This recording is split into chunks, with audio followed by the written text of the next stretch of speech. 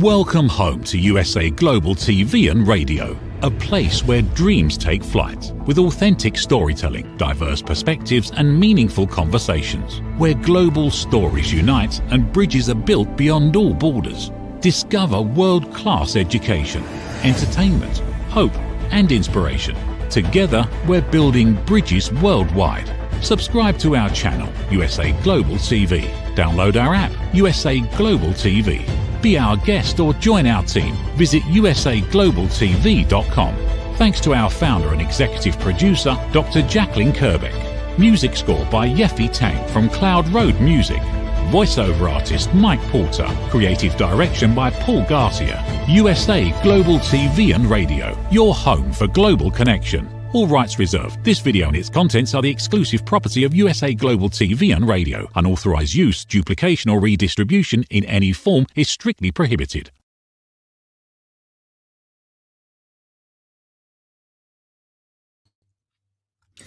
Good morning, good afternoon, good evening, and welcome home to USA Global TV and Radio, where today's show is Authentic Achievements. And I'm delighted that today we will be discussing leading with clarity, strategy, mentorship, and the power of better questions.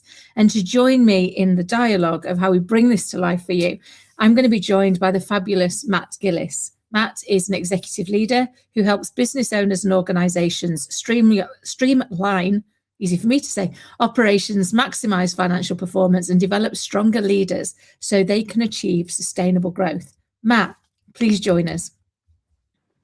Good morning. Thank you for having me, Kim. It's great to be here. Oh, it's a delight to have you. And I'm so looking forward to this conversation because it's so important, isn't it? There's so much that we talk about in how we can help evolve and grow. And we talk a lot about the advancements of technology and digitalization, but they all have a pull and a toll on one key role, isn't it? And that's leadership. I would agree 100%. I think that's one thing. It's the foundation of what we do. It's so true. And yet it's one of the things that we perhaps don't invest enough time in evolving as well. You know, as we've moved into that more digitally advanced with the addition of AI and the fear that that brings for people on what that's going to do for their career longevity, for their future, for their children. There's even more requirement, isn't there, for leaders to be able to step in and lead that role. Would you say that's true? Oh, I think 100%. I think there is a lot of fear around AI, but I think one of the biggest things, excuse me, is AI is a tool. And I think that we're still going to need a great leadership in place to be able to handle that tool, because leadership, that human touch is always going to be there. And I think that that is one of the things that we're lacking today. And I see so many comments, so many feedback that are mostly generated from AI. But when you see a leader who has developed and thought through ways to help people how to really deliver that content, AI just boosts that with helping them to be able to focus and give ideas. I love that. It's so true. You know, I think for me, it's a great tool to augment. It's a great way of helping it clarify. You know, this is what I think it said. What do you think it said? As somebody, you know, somebody different to me, because we do have that trap of assumed knowledge, don't we? We know what we know, and therefore, when we share something, we can fall into that trap of assuming other people have a similar knowledge sphere to us. And I find it can be quite helpful in highlighting that gap. Is that something that you would acknowledge? Oh, I think 100%. And I've always been amazed that when I have gone out, I've put something together, and of course, you always think your stuff is wonderful, and I will plug it into AI, some platform, to ask it, you know, what am I missing? Is there something here, or just the wording of it? Because I'm not the best at grammar and spelling, and it will spit out something and give it a tweak, and I'll think, oh my gosh, that's great. And so I think that's where it is, and then I can develop on that. So 100%. Oh, I love that. I think it's so true. And I think sometimes for me, you know, I get some of my best ideas talking to people. It's why I love the show and things like this. So you get to chat with like-minded people, and develop our thinking, learn a little bit more, see things from a different perspective. But I'm also a solopreneur who spends a lot of her time on her own when she's not doing these things. So it can be a really good sounding board to your point, to run your ideas that you've probably got a little bit wedded to, that you probably are thinking like these are brilliant, and get that alternate perspective of, that's not what I took away from what you said. I thought you meant this, and you're like, oh, that's not quite where I was going. So I can tailor that. 100%. And I think that as a good leader, I think we have to realize that we don't always have the best ideas and we don't always know all the answers, that we just have to get out there and try it. You know, I watch so many creative content creators today, and their one thing is just do it. You know, don't sit there and try to make it perfect or think about what you're going to be doing. And I have really found that helps, because when I put ideas out there, I try not to put craziness out there, but when I put stuff out there, I get so much great feedback from people that help me to develop those ideas. And that's it. Sometimes what we're saying is not always what people are hearing.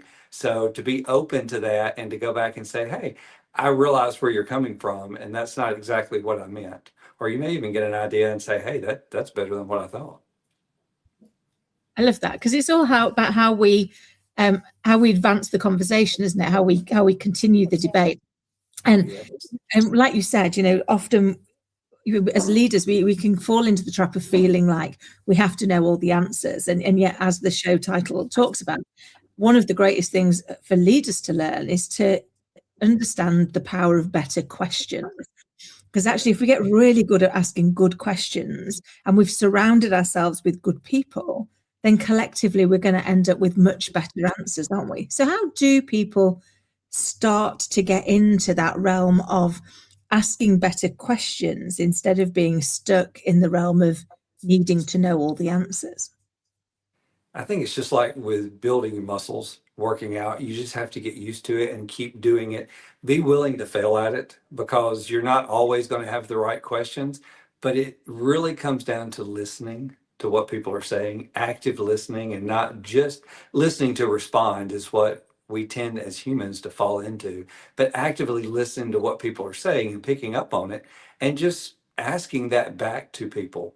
One of the best questions I have in dealing with situations and mentoring people is, and what else? Because people will come to you with a problem and you listen to it, they want you to give them the answer. And that's so easy for us to do sometimes. I'm not saying giving the answers to problems is easy, but it's easy for us just to say, this is what you need to do and move on. But what we want to do and what we want to develop in people is the ability to solve those problems. So at the end of it, I don't really know what to ask. I'll say, and what else? And it's amazing that I may have to do that 3, 4, 5 times. But by the time we get to that, people are seeing things that they knew all along, but they just didn't realize.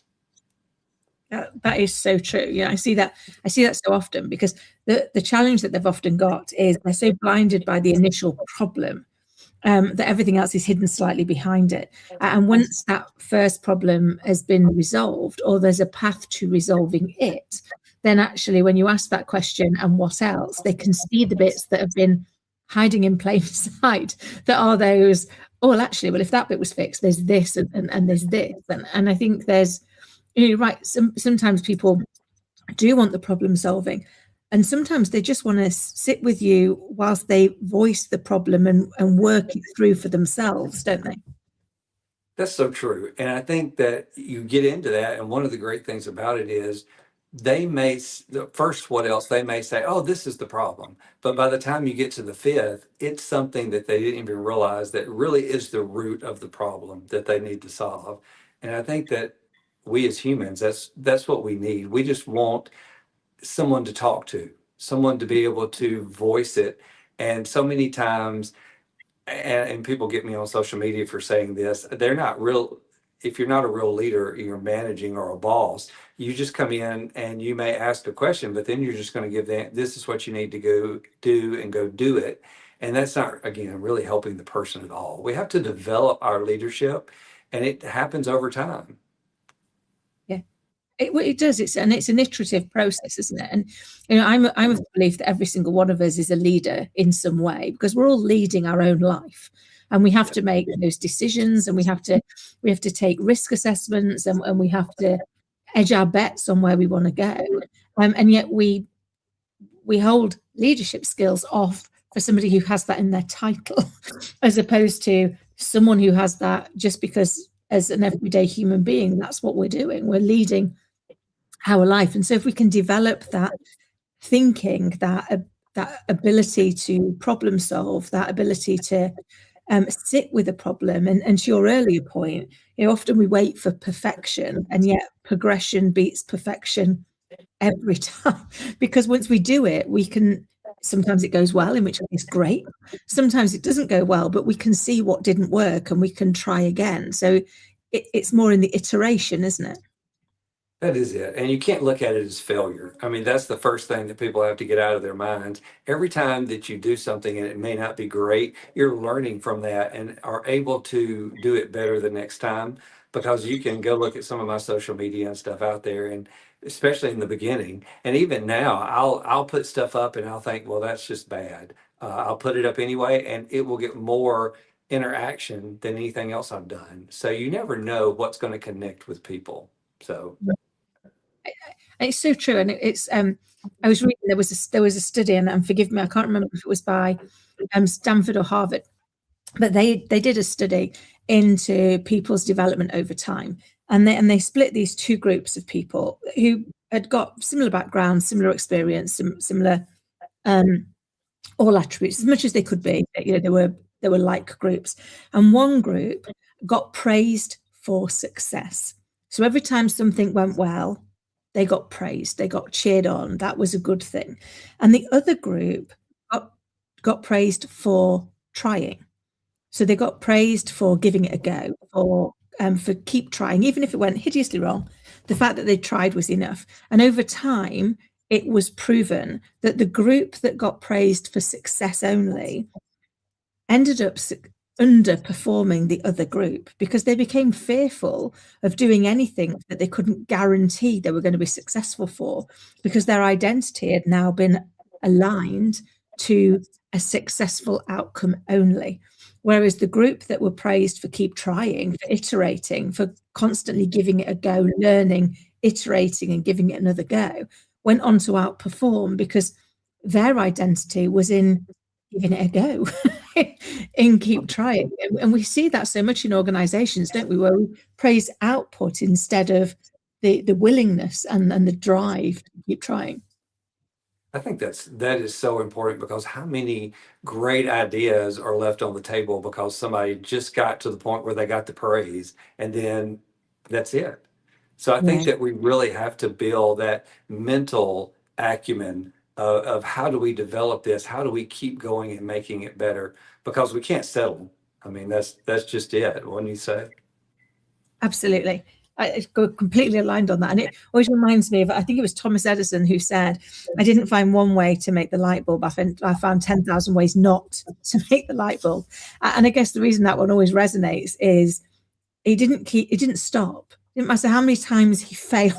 He didn't go, oh, well, it's a rubbish idea. We're all going to sit with candles still in this day and age. It was like, there has got to be a way through. And in each iteration, something worked that hadn't worked in the previous iteration. And so that constant looking for, not only, yes, it failed, and I understand that and acknowledge it, but what was better this time than last time? So what improvement did we make? How did we move forward? And I think, I see that often in organizations where they're really good at that. They do iterative development for people on looking at, here's what you're doing really well, here's what was better than last time, and then here's the areas that we can work on again. But I see lots of other organizations where they're still only really measuring on the output, which doesn't really set the person up for success in being able to develop all the skills they need, does it? I don't think so. I think that is a big hindrance to what we get into, and to be able to teach that to people and help them to understand it, that they don't just get to the point. I think we get so busy in what we're doing that we don't take the time to slow down And I think one of the biggest things that I try to do with my people is have them block out time that they can just think about what they're doing and not spend so much time just working and staying busy all day, but give yourself a moment to think. And one of my favorite things to do is I got this from John Gordon, but it's called taking thankful walks, where I would just get up and take a 15, 20-minute walk and just think of all the things I'm thankful for. Kind of calms me down, gets me reset to where I need to be, and then I can come back and really focus on what I need to do, because otherwise we just keep going all day. I love that. I'd never heard of that. But I love the idea of that thankful walk. Me and my little girl, one of the things we do 2 or 3 times a day is we do our what we're grateful for. It might be over breakfast or over dinner. Like, what are we grateful for today? And it can be a brand new day. It can be, something went well at school. It doesn't really matter what it is, but just taking pause, especially on the difficult days, to acknowledge that even on the difficult days, there are always things we can be grateful or thankful for. That kind of resets that balance, doesn't it? Of feeling like the world's against you, to going, it's okay, it's a bad moment, not a bad day. So we can. Don't we all need that though? I mean, we need that time to really kind of reset, because we get beat up enough all day long until it's great. Absolutely. And very often we beat ourselves up more than anybody else. I remember having a boss many years ago who sat down with me and said, Kim, I've never seen anybody who beats themselves up as harshly and as regularly as you do. And if it weren't so tragic, it would be a key skill. I remember sitting there and thinking, wow, that's feedback. Yes. But there were those elements of going, actually, unless I can start to learn to be my own friend, and my own, for me, it's always been my own critical best friend. And I say that in the fact that they're my best friends, so they love you and they care about you, but they're going to let you know where you get in your own way before you leave the house and strut around thinking, the next thing's sliced bread. They're going to give you that perspective so that you can filter it out. But I went from just being my critic to having to learn to be that critical best friend. And I think that's one of the things as leaders we really need, isn't it? That level of self-awareness that comes with clarity of what we do well and what we don't do so well.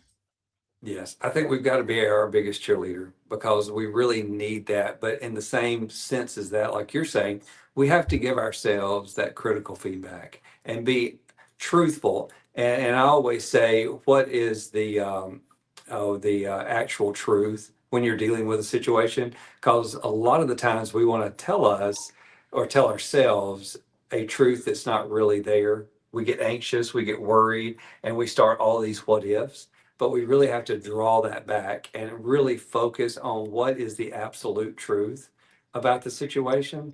And that so many times in my life tends to calm me down right away, that I start focusing on what the absolute truth is. And then I can put the whole issue or problem into perspective. So I'm smiling because that so resonates. And one of the things that I often say is there's always 3 sides to the truth. There's my truth, your truth, and the actual truth. And that's because our emotional brain responds 24 times faster than our thinking brain. So something happens and we make it mean something, but what you make it mean might be different to what I make it mean, based on our experience and our past, etc. And so one of the questions I ask myself regularly is, what's actually happening and what am I making it mean? Because that just like zones me in on the fact that, oh yeah, I'm off over here and I've created a story that I'm now fully engaged in and I'm dealing with, instead of actually factually, this is what's really going on. This is what needs to be dealt with right now. And that part's just clouding your judgment. So I like that whole grounding ourselves to what's really going on, so that we can actually take the right action instead of being distracted by the stories that our brains are designed to create to fill the gap. That's it. I like how you put that, distracted, because that's all it's doing, is distracting us from things that we need to be doing and trying to actually solve the problem. We're so wound up into thinking what ifs and how could they, or what were they thinking, when everybody's going through something. And it's always good to look at that perspective from all those different angles and not get distracted. It's so true. And it's one of the reasons why, at the moment, one of the things I'm working on a lot is the power of curiosity. So, as children, we are born naturally curious. We have no judgment. We just are intrigued. What's this? What's that? What's the other? We've all probably been around that child that asks why 7 gazillion times. You're like, oh, just because it is. But we are born with that kind of like that curiosity, and then we get told that it's a bad thing. We should put that down, and that's like childish things. But when we look at something from a position of curiosity, we look at it without judgment. We look at it to seek to understand, to just go, oh, I wonder why you think that. I wonder what you can see I can't see. Instead of, well, you're wrong and I'm right. So let me tell you where that goes. And so I'd love to hear your thoughts on the importance of curiosity in leadership now and in the future. Oh, I think it's one of those at the very top of the list, because if we're not curious, how are we ever going to move to the next level on things? Because like I said, we tend to get so busy at what we're doing and we just solve a problem and move on, when there's so much more behind that. We have to really unpack it, because we may not be able to, like Edison, really develop something into it, but it may give us a thought, an idea, or something that we can use on the next problem that comes up, or another problem that someone else is working on.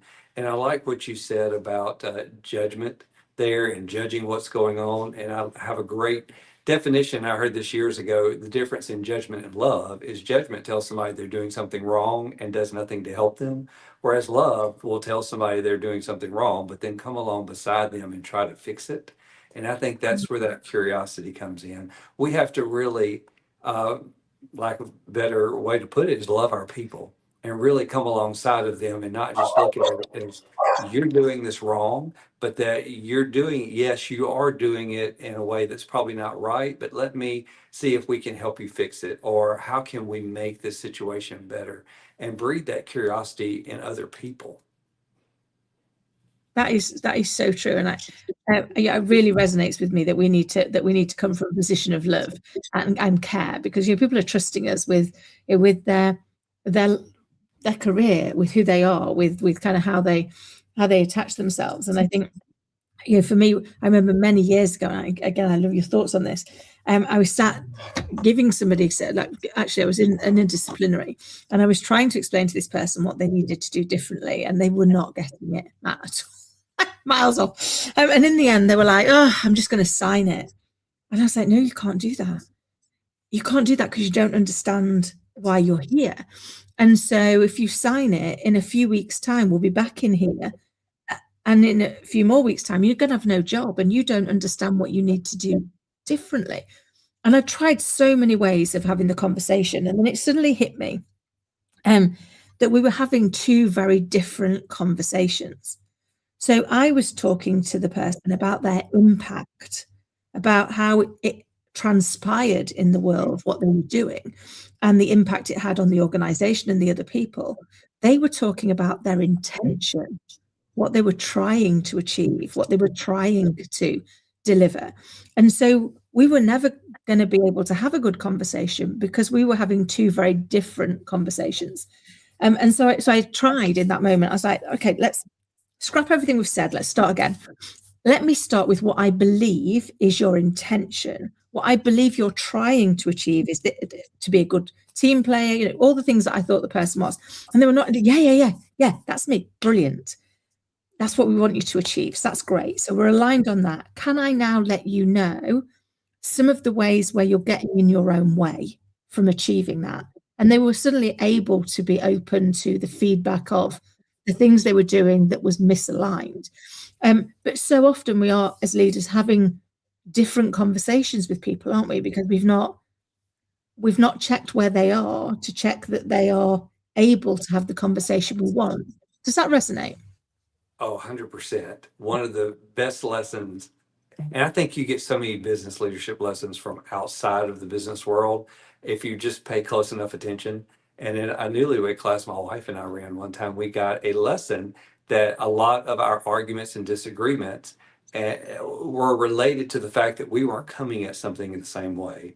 And the example was, if you take a cone and you lay it on its side, and one of you standing on one side and you see the big round end, the other one standing on the other side seeing the point, and you're trying to explain what you're looking at, you're both looking at the same thing, but you're coming from different directions. So getting that alignment and trying to see it from the other person's perspective to be able to work through it. And then another, while you were talking, it just popped in my mind, was a friend of mine that went to church with me really focused on talking about we have to worship in spirit and in truth. And I really got to thinking about that. And you said there's so much in the business world that we really, I think those intentions or the spirit, where we get caught up in what our intentions are and everything, but we miss the truth sometimes of what we need to hear. And we need that person to come along beside us and kind of weigh those things out, because I think it's like a river, and where the river is our intentions or our spirit and emotions, and those banks of the river are the truth. And if we don't have that truth there to guide that river, and that's kind of what our as leaders are doing with our people, then it's going to flood, it's going to destroy things, and we really need that balance in what we do. That's so true. I think balance is so important, isn't it?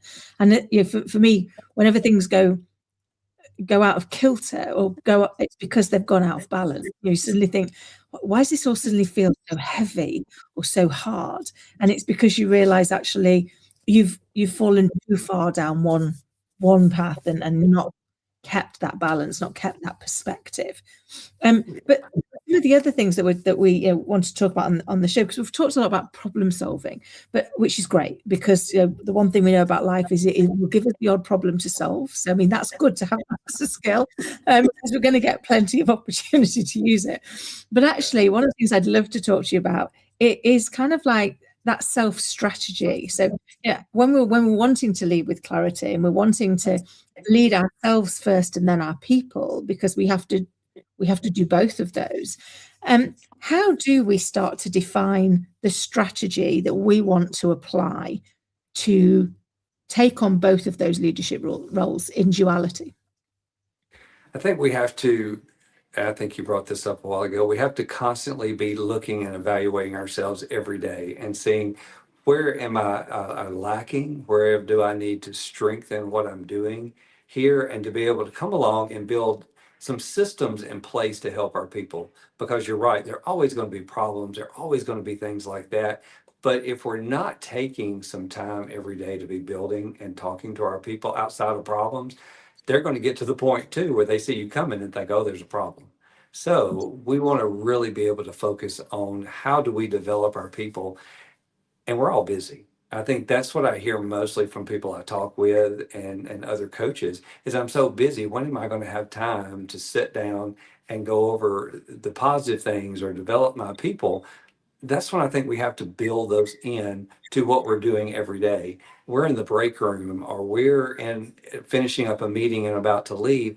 Take that time to really add something to those conversations and try to help people. We don't have to sit down for an hour-long meeting with somebody and talk through it, because a lot of the times we don't have the time and they don't have the time for that. And that's going to create another problem for them when they see you coming. So I think if we can incorporate those into the moments during our day, which is not always easy at first, but again, with anything you do, once you get used to that, you're going to start seeing opportunities pop up everywhere. And I think once people understand that and realize that, they're going to be ready for those longer times that they can sit down and really go through things that aren't necessarily problems and issues, but how do I develop myself in this? What systems do I need to put in place?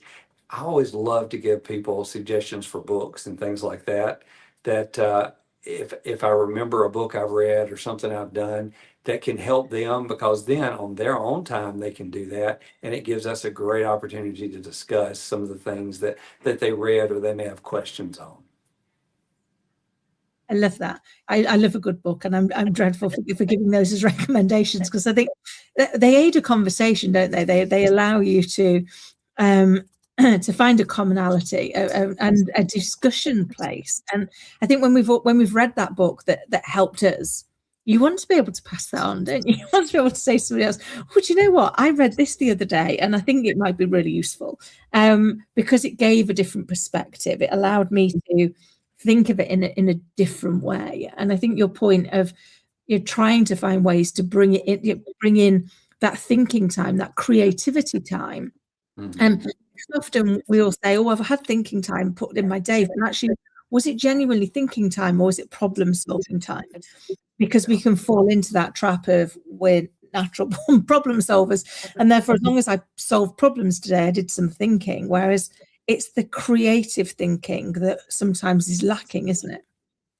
I think so. I always like to give myself time.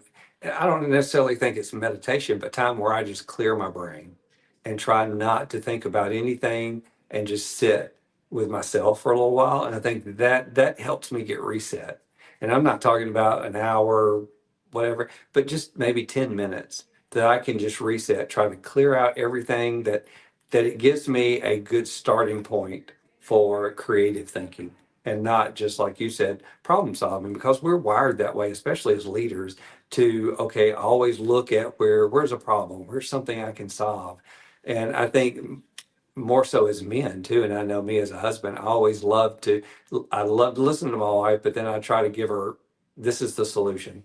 And I really worked on that over the last few years of where I don't do that. And again, that goes back to asking those questions and helping people solve their own problems or just listening to them as they work out those problems.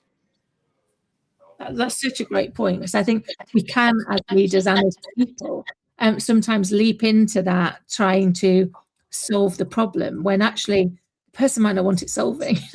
I've got a good friend who sometimes she'll ring me up and say, do me a favor, put me on speakerphone, get yourself a cup of tea and go out of the room for 5 minutes. I just need to run. And of course I never do leave her to that. But actually what she does in that moment is allow me to realize she doesn't want answers. She wants somebody to hold the space while she just gets it off her chest. Because then she'd probably come up with the answers on her own, or she might want to have your help getting the answers. But sometimes we don't ask what good would look like for that person, do we? You know, you're sharing this. Can I ask what would good look like for me to do? Do you want me to just listen? Do you want me to hold the space? Do you want me to give you any pointers? And so we can end up inadvertently frustrating the other person, can't we, by solving the problem they didn't want you to solve, because they just wanted to deal with it. I think that's so good. And I think I know Simon Sinek did a series, or maybe I'm just seeing it now, some things he did on YouTube about being a real friend. And I think that's it. And he just talks about different ways, just like you just said, not to solve problems, sit with somebody, ask them what they need at the time. And I was really touched by he said he had a friend had a parent that passed away, and that, everybody at that time is coming around you. They're asking, what can we do? All this stuff. He just said, every day at 10 o'clock, I'm going to call you. Don't answer if you don't want to. But when you're ready, I'll call and you can answer. And he said it was probably about 3-4 months, something like that, that the friend answered. But being there, I think, is so important. And I think it's so important in leadership is just being there for your people and what they need. Because, again, we get so busy sometimes. And when you get that knock on the door and somebody comes in, you really want to be able to meet them where they are and not try to rush through it or give them answers or go on with whatever you're doing. Take that time. It's so true. Yeah, I've got a good friend who always says that true listening is an act of love. When we listen to understand or just to be there, rather than listen to interject or to solve the problem so we can get back to our own busy day, is a real act of love, because it's not something that happens to us very often. I often ask people, when was the last time you felt genuinely listened to? Mm. And it's horrifying to see how hard that can be for them to reconcile when that last was. I know. I think that's so important. And I think we tend to do things that we want done. So we want people to, listen to us and do this. And oftentimes we don't think about okay, I know what I like in my life, but what do other people like? And my wife has helped me to work through that. Like I said, you get a lot of leadership things in business outside of just the business world, but really you tend to treat other people like you want to be treated. And you've got to stop and really pay attention, do that active listening, be be in the moment, be there, and find out what do they need and what do I need to give them. It's so true. It reminds me of many, many years ago. I was doing one of those dreadful leadership role plays that I had when I was in the corporate world, and the people that were delivering the training were like, "Kim, you can come up and you can deliver feedback." And I was like, "Oh, I can't think of anything else." So it was awful. Stand at the front of the class. It's just cringy. But I remember before I started sitting down with the guy and saying, "Can I ask first, how do you prefer to receive your feedback?" Which I thought was a perfectly acceptable first question to ask. After all, it was his feedback, not my feedback. I mean, I was giving it, but it was for his benefit.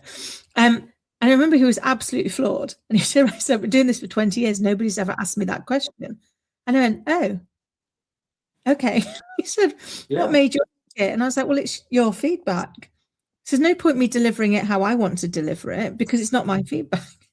If I want it to land for you, which is my reason for giving it to you, I need to understand how you best receive it. If not, this is just air. Just air and noise. We very often don't do that, do we? We don't take that step back and say, how can I best help you in this moment? How are you best to achieve this? I do. I agree with that so much because I think what we don't ask those questions and people don't ever think about that. He had probably never stopped to think, how do I want my feedback?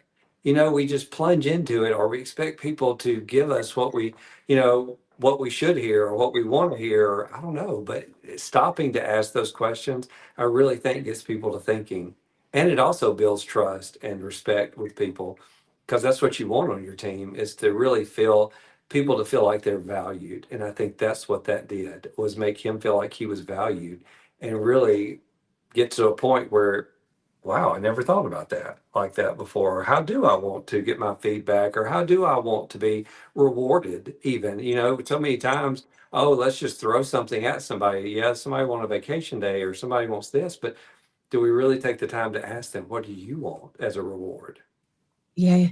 And actually, how do rewards work for you? Because some people love that like big recognition and standing up and being recognized in front of other people.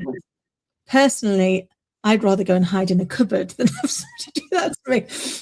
But if nobody, I don't get me wrong, I like the acknowledgement, but I like the acknowledgement privately, on the side, which feels about me. And for me, when I'm stood up there feeling awkward, that feels about everybody else. so, but until you ask the question, you can inadvertently, instead of making somebody feel good about themselves, because that's what you were trying to do, make them feel uncomfortable about it because of the way it was delivered. Yes. And we can do more damage that way because, if what we think we're doing to help somebody really could be hurting that situation a lot worse. And getting them to be able to come to us and tell us that at that point is probably not going to happen. But it is so good. I think we need to take more time to get to know people and to be able to do that. That's so true. Matt, I can't believe where the time's gone. We're literally at the end of the show, and that just flew. I feel like we've only just scratched the surface. But before we go, can you share with people how they can get in touch with you and who you help? Oh my gosh, there's so many different ways. Like I said, I try to help anybody in a leadership role, but not even necessarily in a leadership role. If you're in a place that you have questions, or I think, like you said, everybody's a leader. So if you're an employee that doesn't have aspirations to be a leader, you can help your leader be a better leader and help lead you better. So I am on LinkedIn, I'm on Facebook, Instagram. You can find me there either through searching Matt Gillis because I've tagged myself in so many different things there. So I would love to connect with you out there and to be able to help you. I post something every day, but at least 3 times a week, especially on LinkedIn, about different areas of leadership and how to be a better leader in those areas. So I would love to connect with people. Amazing. Matt, thank you so much for coming on and sharing your insight and your thoughts and your advice to us. It's been a delight to have you on the show. Thank you so much. Thank you. I appreciate it. And to everybody listening and watching, I hope you found today's episode to be as insightful and inspiring as I have. And until next time, take care. In a noisy world, true connection begins with listening. Elevated listening transforms every conversation in just 5 simple steps. Pause and breathe. Set your intention. Listen with curiosity. Reflect back. Agree on one next step. Join the Listening Mentor on Let's Finally Talk with Dr. Jacqueline Kerbeck, the Listening Mentor, where we help you find inner peace, one conversation at a time. Streaming every day, Let's Finally Talk TV show with Dr. Jacqueline Kerbeck, only here on USA, Global TV and Radio. Subscribe to our YouTube channels to watch and engage with all our content.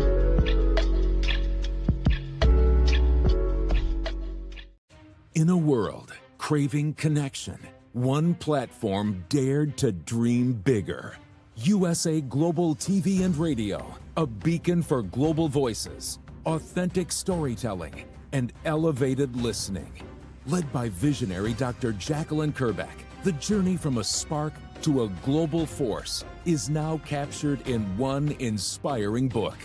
Honored with YouTube's Silver Creator Award for surpassing 100,000 subscribers. Discover the evolution, the challenges, the triumphs, and the unstoppable spirit that created a global movement. Executive producer Dr. Jacqueline Kerbeck. Music score by Yeffy Tang. Creative director Paul Garcia. This video and its contents are the exclusive property of USA Global TV and Radio. Unauthorized use, duplication, or redistribution in any form is strictly prohibited. Now an Amazon #1 new release in paperback and ebook. Broadcasting Brilliance, the evolution of USA Global TV and Radio, is inspiring readers around the world. Join the movement that's redefining global media one story at a time. Thank you, viewers and listeners of USA Global TV and Radio, for joining us today. We're honoured to have your time and attention as part of our global community. At USA Global TV and Radio, we believe in the power of authentic conversations, meaningful connections, and creating a world of possibilities together. Want to be part of something bigger? Join our team of elevated listeners at usaglobaltv.com, a space where your voice matters and your ability to listen transforms relationships. Stay connected with us across all our platforms for thought-provoking discussions, expert insights, and empowering stories. Subscribe to our channels at youtube.com/c/USA-Global-TV. Follow us on social media and explore the endless opportunities we're creating for growth, learning, and inspiration. Together, we're not just broadcasting, we're building bridges and changing lives one conversation at a time. For inquiries, contact us at info@usaglobaltv.com. Music by Johnny Dies. Produced by Executive Producer and Director Dr. Jacqueline Kerbeck. Voiceover by Mike Porter. Creative Direction by Paul Garcia. All rights reserved. Copyright 2025. Visit usaglobaltv.com to view our full terms and conditions.